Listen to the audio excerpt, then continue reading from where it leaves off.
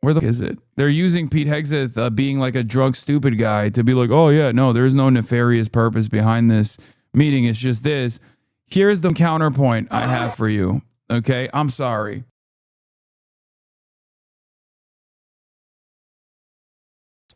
Hundreds of admirals and generals are leaving their posts from airfields, at sea, and at tactical headquarters around the world, summoning all U.S. general officers and admirals in command positions and senior enlisted leaders to a meeting at the U.S. Marine Corps base in Quantico, Virginia. But even those told to attend the meeting do not know what prompted Hegseth's call and what will be discussed. The Pentagon saying only the Secretary of War will be addressing his senior military leaders early next week. President Trump was asked about the meeting, but perhaps misunderstanding the question or unaware of the Hegseth meeting, he seemed to think it was foreign generals who were coming to meet Hegseth. Well, I know. I love it. I mean, I think it's great. Let him be friendly. Let him be friendly with the generals and admirals from all over the world.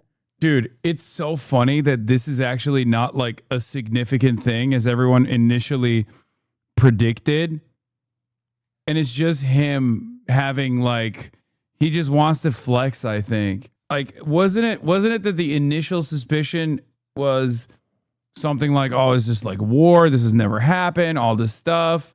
Yeah. Many people are obviously concerned about why Hegseth is trying to gather every top military leader at once, concerns I share.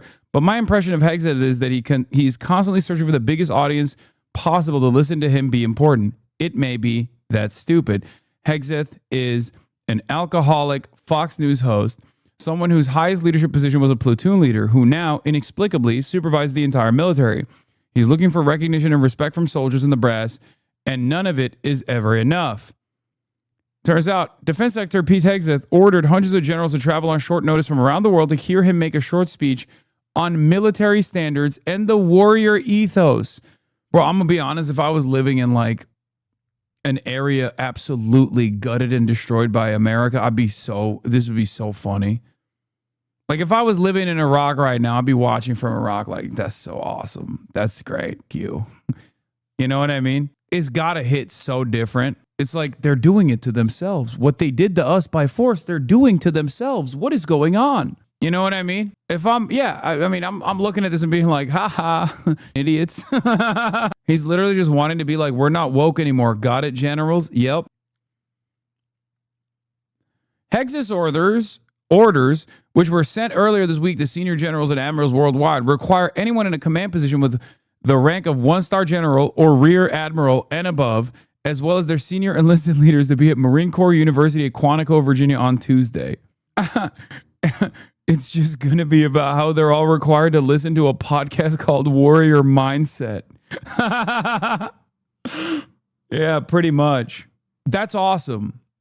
I think it's awesome. Why are we here to suffer, or are we here to support the Hasan Piker Broadcasting Service with viewers like we?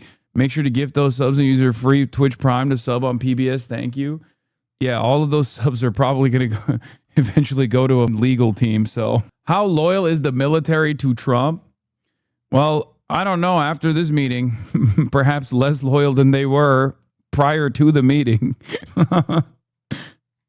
Imagine a guy, because like, remember, generals are like, they're well read.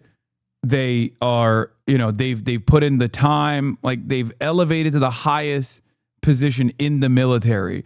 And then you got this drunk rapist dipshit television personality being like, that's right, everybody.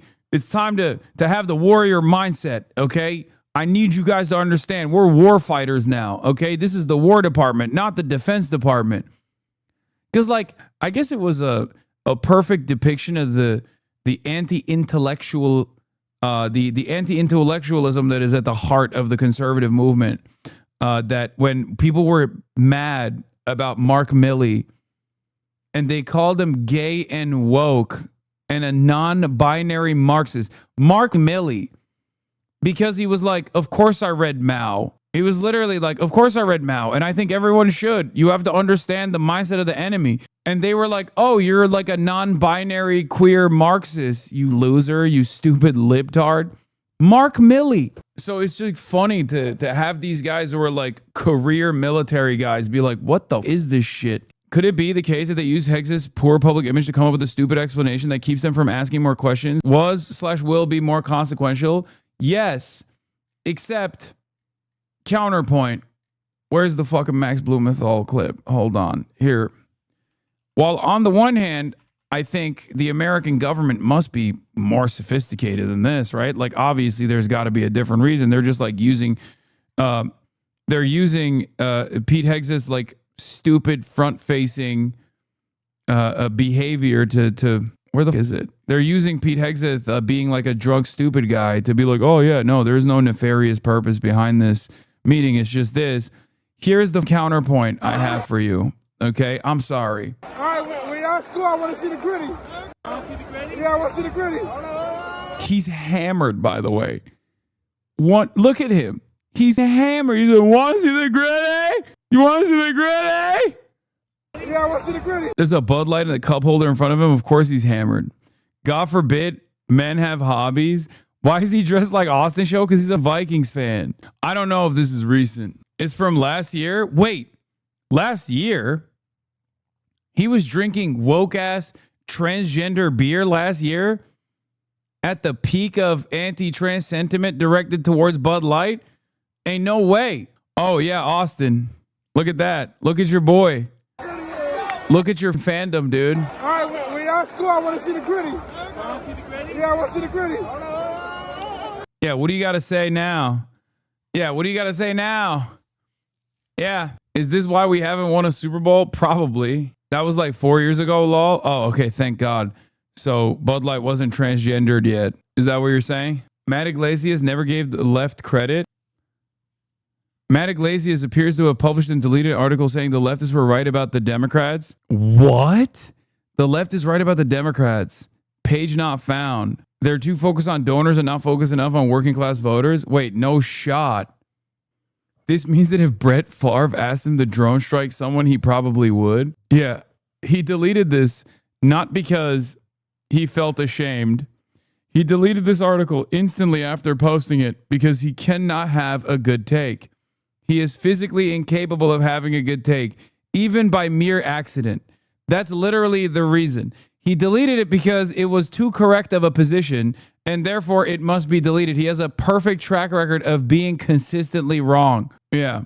He's like, oops, accidentally posted a right take. He probably saw a current affairs interview. No, I think he's currently more predisposed with Curtis Yarwin, accusing him of being a recipient of hereditary communism. Yeah, that's what that ugly ass worm Curtis Yarvin was saying the other day. He said Matt Iglesias has hereditary communism, like genetic communist genes.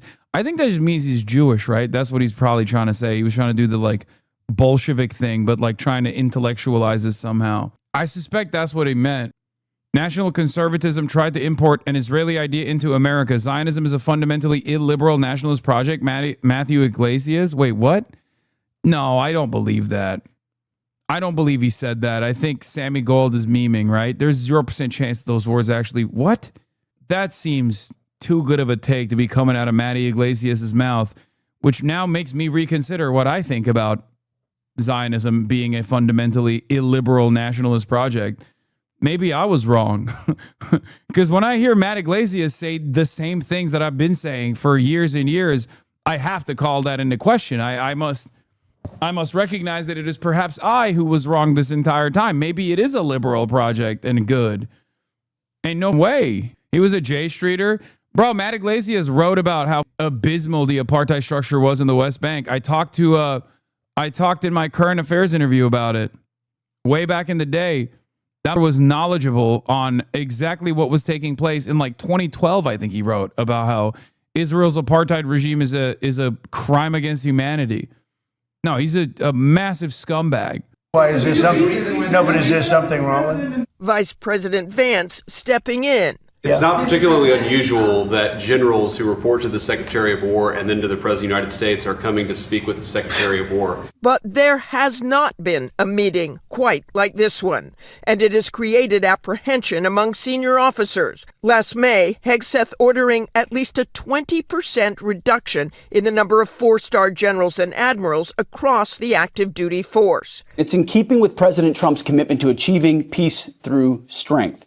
We're going to shift resources from bloated headquarters elements to our warfighters. The secretary has already fired at least 15 senior military officers, including General C.Q. Brown, the then chairman of the Joint Chiefs of Staff, and the first woman to command the Navy, Admiral Lisa Franchetti, also let go.